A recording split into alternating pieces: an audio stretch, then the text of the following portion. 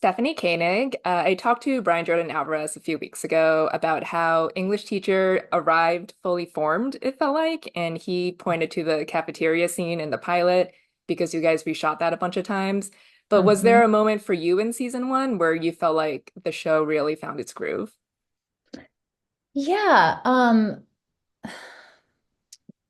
it was like as much as we did reshoot that scene in the pilot three times, that opening scene where all four of us are kind of talking over each other. We did shoot that three times, but I will say, like, in shooting the pilot, you can just tell, like working with Enrico and Sean and Carmen, because I had worked with Brian previously, so I knew that was going to feel like a lived in. We already had chemistry, we were like best friends in real life. But it was odd that it also felt like that with Grant, and with Rick. Like, it was like, wait, you guys all it just really felt very lived in from the start. And I also think, like, yeah, there's something with the production design and all of that. It felt very real, like everything with the costumes. It just felt like it could actually be happening, and everybody's such top level actors that you knew you could throw something out to Sean and he was gonna pick up on it and riff on what you're saying. And so, yeah, I think it was just like a product of really good writing and really good casting. That it felt like it instant. Yeah, I Like, I think that felt the, like, the dialogue was like there's so much crosstalk, but not a yeah, lot of exposition. It was like stuff that you guys would be talking about anyway, because you're yes, colleagues and like work friends. It's like yes, gossip that you guys would have yeah, for lunch. which is fun for the audience to keep up. Like, when you meet a new group of friends and you're Yes. like, oh, this is gonna be awkward. I'm not gonna know what they're talking about. It's like that as a viewer. You're like, okay, wait, what? They have these inside jokes or they have these problems with each other already, and we're trying to keep up. I think that's why, yeah, the show kind of resonates and feels really personal from the get, like from the first episode. Yeah. Well, the show is hilarious, and you guys Thank have you. this incredible ability to subvert expectations while tackling all these hot button topics. And you're a writer and a story editor too. So how did you guys find that tone in the writer's room? Well, I always say, so Brian is really good with, especially with comedy, where he'll take, like, and we used to do this with our like little tiny sketches, like 2 minute sketches, where we would say, okay, this is the funny thing, but where can we take it to in the end that'll surprise people? Or how do we heighten it enough that it will take like a left turn somewhere, and like go out on that joke? And I think Brian's ability to do that has like translated into like real life grounded work. Um, and so, and what's really important in the room is we're always saying, like, how do we make it the most funny? What's the most funny thing that we can do? What's the most surprising thing? And what would actually happen in reality? Because you can always like heighten a joke where it's like, yeah, but would someone really do that? And I think our most heightened thing is me falling out of a ceiling. And we were always worried. We're like, is that gonna be too much? But we're like, no, I mean, I No, think because we've we already earned it. established by that point that she's like that. Yeah, When she like was she like all cares. bent out of shape over the list. Yes, I know. Yeah. She cares about maybe cares too much and maybe about the wrong thing. Like, Yes. hyper focuses on it's a little bit misguided. So she's earned it by episode 6. But yeah, I think that it's in the room. We're just always trying to find the most funny, most surprising thing.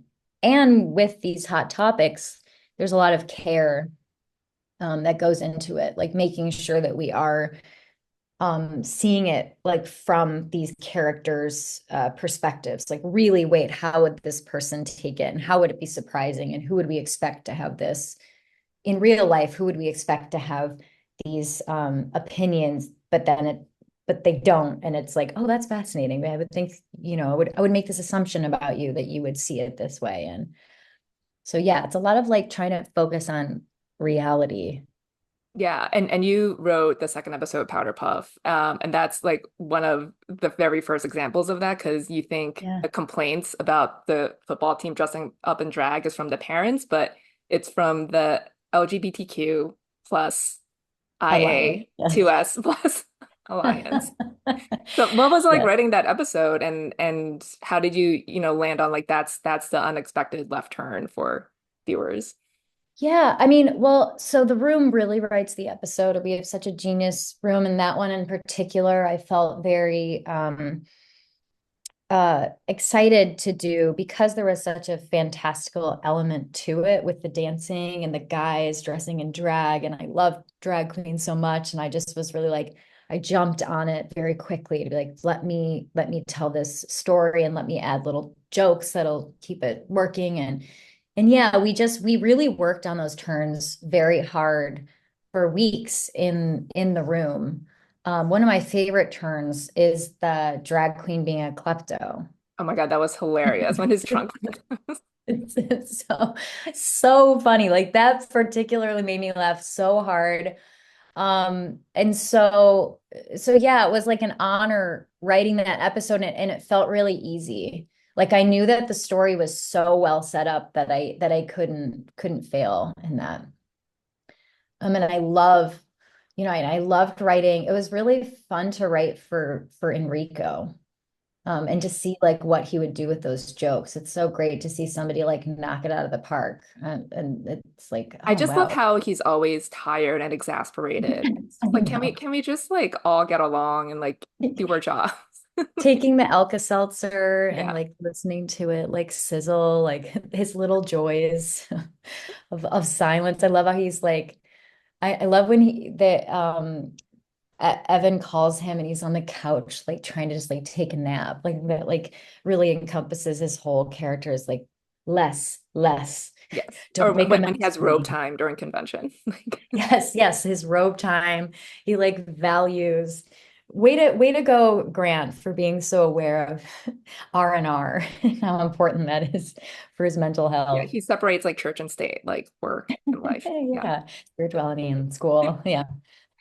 I think my favorite episode is Field Trip. And that's when we get Evan and Gwen's first fight on the show because she's always so supportive and she's like Yes. blindly optimistic. Yes. So what was it like shooting that whole episode and yeah, like showing this other side to their relationship that we haven't seen yet?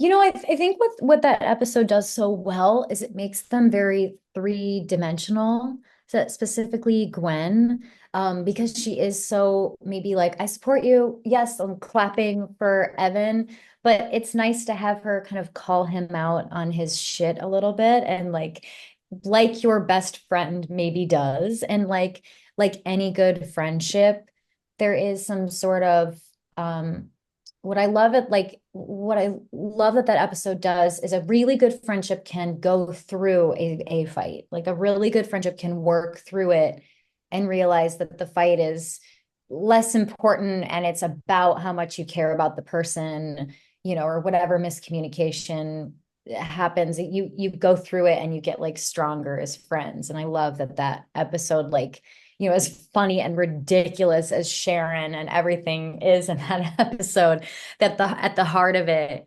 you're just getting to like it deepens Evan and Gwen's relationship and makes them really three-dimensional. Mhm. I also love that the source of their conflict is something so relatable and so like high school. Like he wasn't invited to come help out with the pool, Yes, and I for a think very specific reason. we can all relate to that. It's like we're excluded, we're not in the group, like Yes. Oh my gosh, the FOMO. I know it is the most basic friend fight. And yet, I don't know if we see it too much with friends, where it's like that one, I just want to be invited, even though I didn't really want to like come. And I'm not gonna come, but I want to be yeah, invited. yeah.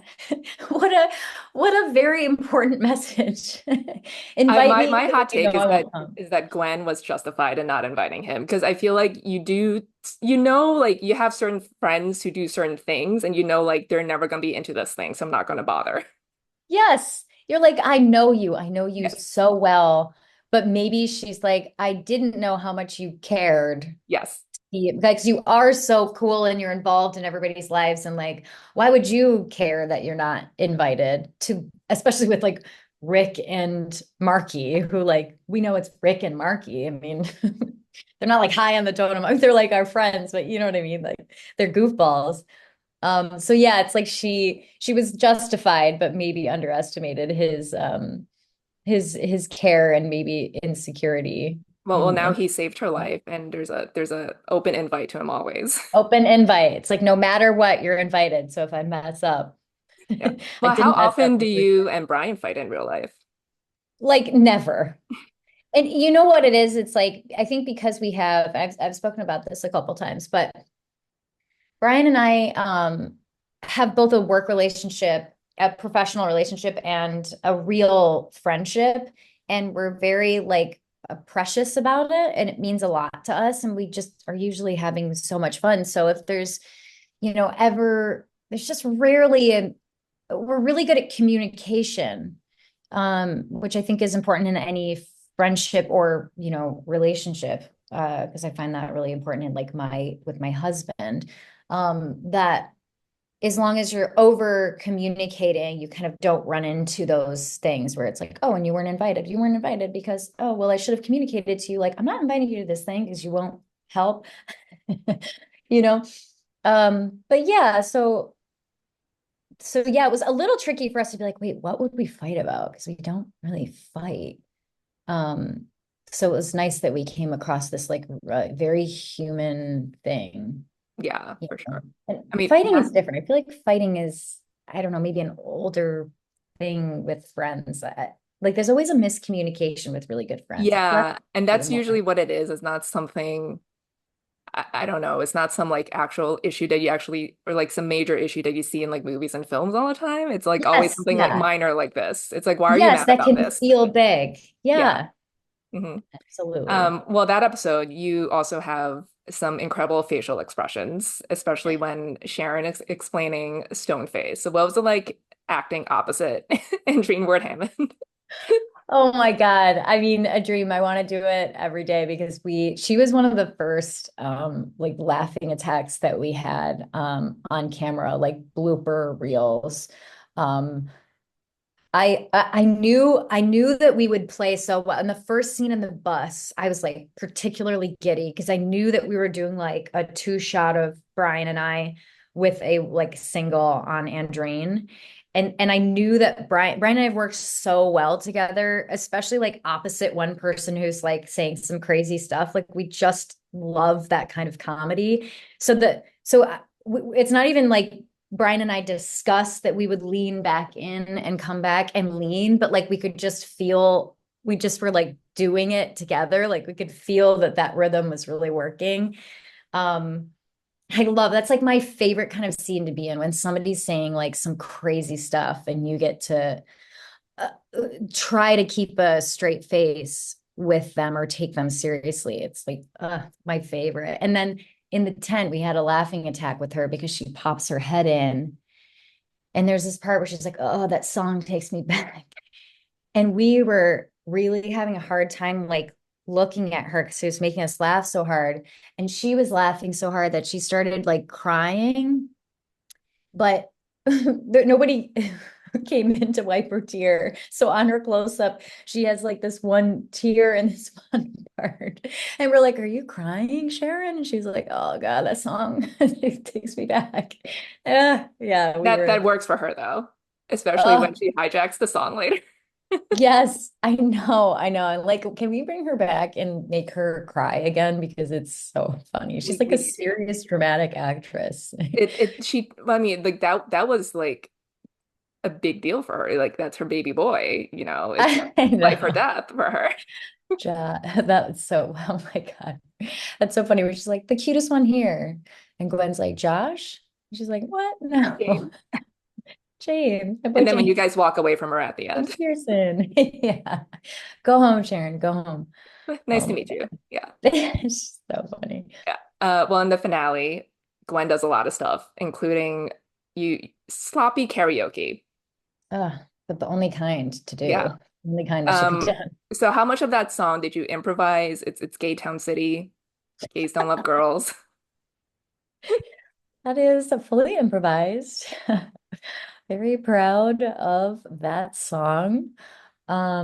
Yeah, they had just said they had written in the script something like Gwen sings something like feeling my body, singing in my body, like something like that. But I think because they knew that I could just do whatever. So it was really fun. We had like all of the background artists there, like in their leather daddy outfits, and they were there for all of that singing, and so I could feel like the energy from them, and I was really like trying to make them laugh, and that was like one of the funnest scenes to sing because you're like, this is the best part of karaoke. If you have like a whole engaged audience that's ready to go and they also have to listen to you. I'm like, ah, that's so great. It's so hard to like play drunk and have it look believable, Yes. Yeah. while singing too. Yes. I know. Yeah, that was a tricky. I remember being on set being like, I haven't been drunk in so long. Like, is it working? Like, am I closing my eyes enough? They're like, yeah, it's fine. I love how um Gwen and Evan's love lives like, are on parallel tracks there because they both reunite with someone who maybe they should not be with, but they can't say no to Mm, them. So interesting. but how much of that was discussed? I don't know if we thought about, I think in our head, we were thinking for that they were two very separate things. I've never seen the correlation of that. Like I think with Malcolm, we went back and forth in the writer's room, like, who should it be? Is it Harry or Malcolm? Harry and Malcolm. And ultimately, yeah, we went with Malcolm because Malcolm was like kind of actively showing up for Evan in a way that was like, it was like, Evan, wake up a little bit and like see that this person is actively doing all these things for you. He's making this song for you. He brought you out of your comfort zone to go to this party, and it is a nice party for your birthday. And like, so ultimately, that's why we had chosen Malcolm and why Brian felt really strongly that it should be Malcolm. And then with Gwen, it's hard to break up with someone, like I feel like You it probably doesn't go through take, like seven breakups before it's finally yes. over. Yeah. Yeah, so we're at number one Okay. with, with her and Nick.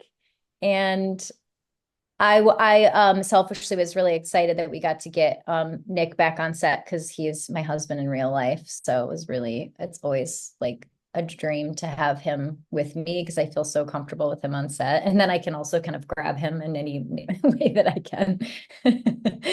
So yeah, there's like a built-in, like, you understand, maybe you can like see their lived in chemistry regardless if Nick is like, kind of a mess. And it's also, I guess, a punch in the gut for Markie since he's the one who Oh, said something that inspired her to go back to Nick. You got to let people be who they are. And he's a guy who wants to keep building a pool. So, yeah, I know. And I'm gonna let him be who he is as a pool guy.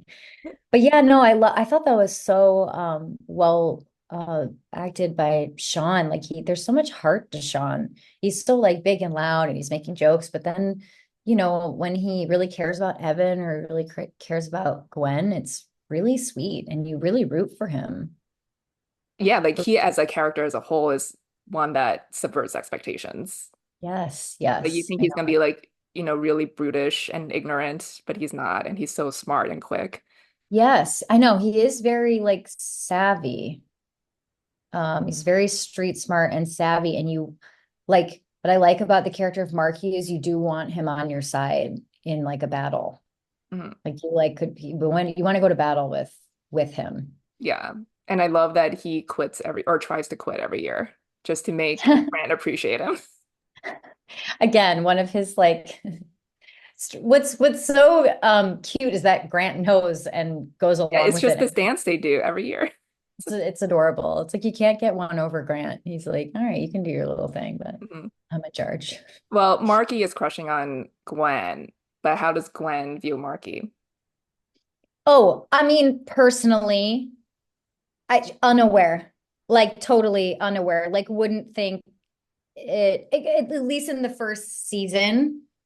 Um, I think she's like, it just wouldn't even come up for her. I mean, he doesn't do, it's very, very subtle what he does. There's the moment where he it says it want to have drinks. We'll look at over drinks. We'll look at the security footage over some drinks. And she's like, huh? I think that's maybe a second where she is like, is that a joke? But like, I don't think she knows at all, which is fun.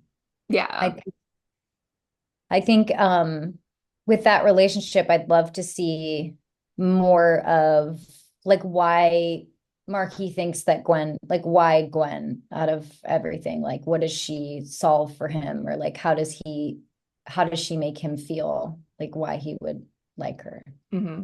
I think Well, there's now, like an over positivity with that is nice about Gwen though. yeah. Well, now Evan knows that Marky likes Gwen. So what will he do with that info? I know. I know. That's actually a good point. Like, They're because I besties. don't Do they imagine tell him each other like, everything? right. Like, I imagine that would be something that he's like, oh, I don't know if I could should share this Maybe you should break up yet. with Nick again. Right. Like, after, yeah, that's like tricky too, because he is like friends with Nick. Won't help him build his pool though. So I know. He's got to get, I can't wait to see what that pool is in a season two, if we are granted a season two. what can you say about a potential season two? What ideas do you guys have? Like, My God, can I say anything? Wait, I don't want to say anything. I don't even know if it's a lot. Yeah, I'm just gonna put it out. Well, okay, here's what I'll say. It'll be funnier. I think the relationships will get deeper. I think the kids will do more crazy stuff, and I think the parents will do more crazy stuff. and There's more like needle drops. Yeah.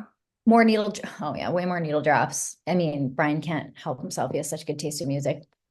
But yeah, I think what we're finding when we think about future episodes is that it's kind of endless what you can do with the character dynamics, with the students, with the teachers, with school boards.